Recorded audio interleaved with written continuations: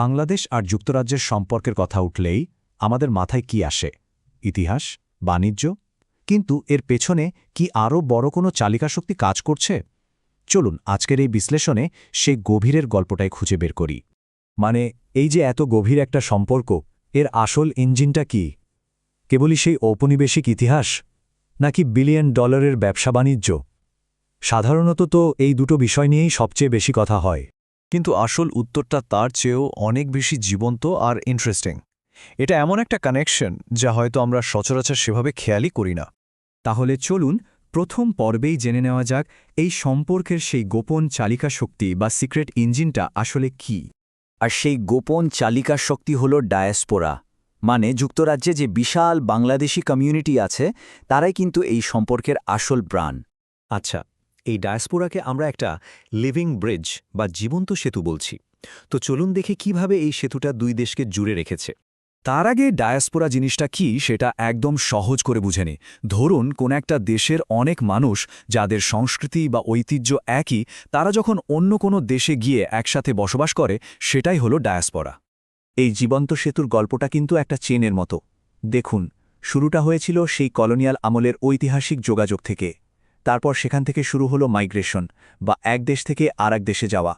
আস্তে আস্তে যুক্তরাজ্যে আমাদের একটা শক্তিশালী প্রবাসী কমিউনিটি তৈরি হলো, আর সেটাই আজকের এই আধুনিক কানেক্টিভিটির মূল ভিত্তি। তো প্রশ্ন হল, এই ডায়াসপোরা কেন এতটা গুরুত্বপূর্ণ? কারণ তারা দেশে প্রচুর রেমিটেন্স পাঠায়, দুই দেশের মধ্যে একটা দারুণ কালচারাল ব্রিজ বা সাংস্কৃতিক সেতু তৈরি করে। শুধু তাই না, তাদের একটা রাজনৈতিক প্রভাবও আছে। আবার ব্যবসা বাণিজ্য আর ইনভেস্টমেন্টের জন্যও তারা বড় নেটওয়ার্ক তৈরি করে। আর সব মিলিয়ে এটা বাংলাদেশের জন্য একটা সফট পাওয়ার হিসেবে কাজ করে। বেশ, আমরা তো জানলাম সেতুটা কি, কিন্তু এই ব্রিজটা ঠিক কীভাবে কাজ করে? মানে অর্থনীতি আর কূটনীতির মাঠের আসল প্রভাবটা কোথায়? চলুন সেটাই এখন দেখি। সবার আগে আসি ইকোনমিক কানেকশনের কথায়। সোজা বাংলায় টাকা পয়সার সম্পর্ক, মানে ট্রেড আর ইনভেস্টমেন্ট। এই চার্টটা দেখলেই ব্যাপারটা পরিষ্কার হয়ে যাবে। যুক্তরাজ্য কিন্তু বাংলাদেশের জন্য খুবই বড় একটা অর্থনৈতিক পার্টনার। বিশেষ করে আমাদের যে তৈরি পোশাক বা আরএমজি খাত, সেটার জন্য তো যুক্তরাজ্য একটা বিশাল বাজার। টাকা পয়সার সম্পর্কের পাশাপাশি আরেকটা খুব গুরুত্বপূর্ণ দিক হল ডিপ্লোম্যাটিক বা কূটনীতিক সম্পর্ক। আর এখানে চলে আসে গভর্নেন্স বা শাসন ব্যবস্থা আর ডায়লগ বা সংলাপের মতো বিষয়গুলো। এখানে দুই দেশের ফোকাসের একটা ইন্টারেস্টিং পার্থক্য আছে। দেখুন, যুক্তরাজ্য সবসময় জোর দেয় গণতন্ত্র, গুড গভর্নেন্স আর মানবাধিকারের উপর। অন্যদিকে বাংলাদেশ আবার নিজেদের জাতীয় সার্বভৌমত্বের ব্যাপারে খুব সংবেদনশীল। তো এই দুই ভিন্ন অ্যাপ্রোচের কারণে মাঝে মাঝে কিছুটা কূটনৈতিক টানাপোড়েনও তৈরি হয়। আচ্ছা, এতক্ষণ তো অনেক কিছু জানলাম। এবার সব তথ্যগুলোকে একসাথে করে একটা মেন্টাল ম্যাপ তৈরি করা যাক, যাতে পুরো বিষয়টা মাথায় একদম গেঁথে যায়। এই টেবিলটা দেখুন, এক নজরে পুরো সম্পর্কের চিত্রটা চলে আসবে।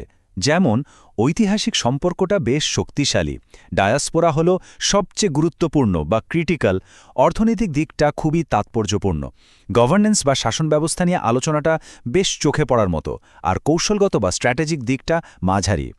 এই একটা লাইন পুরো আলোচনার সারমর্ম বলে দেয়। ডায়াসপোরা ইতিহাসকে আধুনিক কৌশলগত সংযোগে রূপান্তরিত করে। মানে পুরনো ইতিহাসকে নতুন যুগের কানেকশনে বদলে দেওয়ার কাজটা এই ডায়াসপোরাই করছে। পুরো ব্যাপারটা মনে রাখার জন্য একটা ছবি কল্পনা করুন। ভাবুন, দুইটা দেশের মাঝে একটা শক্তিশালী কমিউনিটি ব্রিজ বা সেতু, আর সেই সেতুর ওপর দিয়ে অনবরত বাণিজ্য, সংস্কৃতি আর নানান আইডিয়া আসা যাওয়া করছে। এটাই হলো আমাদের লিভিং ব্রিজ। এবার চলুন নিজেদের একটু ঝালিয়ে নিই কয়েকটা র্যাপিড ফায়ার প্রশ্ন। দেখা যাক যে কোনো পরীক্ষা বা কুইজের জন্য আমরা কতটা তৈরি। প্রথম প্রশ্ন, একদম সোজা সাপটা। বাংলাদেশ যুক্তরাজ্য সম্পর্কে সবচেয়ে ইউনিক বা বিশেষ বৈশিষ্ট্য কোনটা? ভাবুন তো। উত্তরটা হল যুক্তরাজ্যে থাকা আমাদের বিশাল আর প্রভাবশালী বাংলাদেশি ডায়াসপোরা। ওকে, পরের প্রশ্ন। ডায়াসপোরা তো আছেই, কিন্তু এর বাইরে সম্পর্কের অন্য দুটি প্রধান স্তম্ভ কি কি? আর উত্তরটা হল ঐতিহাসিক যোগসূত্র আর শক্তিশালী অর্থনৈতিক ও বাণিজ্যিক সম্পর্ক।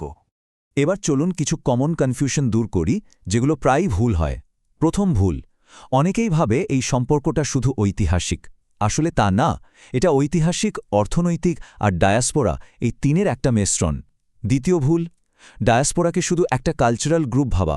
একদমই না, এটা একটা বিরাট অর্থনৈতিক আর রাজনৈতিক শক্তিও বটে। আর শেষ ভুলটা হলো অনেকেই মনে করে যে ভালো ব্যবসা বাণিজ্য থাকলেই সব ঠিক, কিন্তু সত্যিটা হলো শাসন ব্যবস্থা নিয়ে কূটনৈতিক মতপার্থক্য কিন্তু এর পরেও হতে পারে। সবশেষে একটা বড় প্রশ্ন রেখে যাই। মানুষের তৈরি এই যে লিভিং ব্রিজ বা জীবন্ত সেতু, এটা ভবিষ্যতের আন্তর্জাতিক কূটনীতিকে কিভাবে বদলে দিতে পারে বলুন তো? ব্যাপারটা কিন্তু ভাবার মতো।